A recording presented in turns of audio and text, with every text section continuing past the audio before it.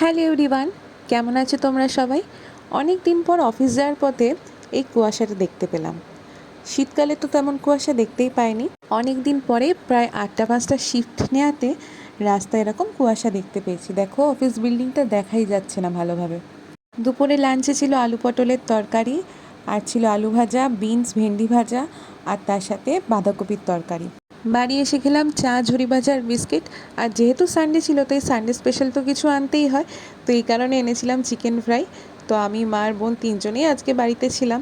বোনের আজকে পড়ানো ছিল না, তাই ভাবলাম ফেরার সময় কিছু একটা কিনে বাড়ি ফেরা যাক। আজকে অনেক দিন পরই বইটাকে আবার পড়তে শুরু করলাম। মাত্র 55 নম্বর পেজে পৌঁছেছি।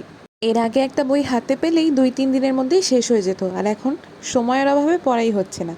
রাতে ব্যাগ থেকে বের হলো দুটো চকলেট। আগের দিন ডেয়ারি মিল্কটা আশমিরা দিয়েছিল, আর নেসলেটটা পেয়েছি অফিস থেকে ওমেন্স ডের জন্য। গেছিলাম ফ্রিজে রাখতে, বের করে দেখি এখনো শক্ত আছে।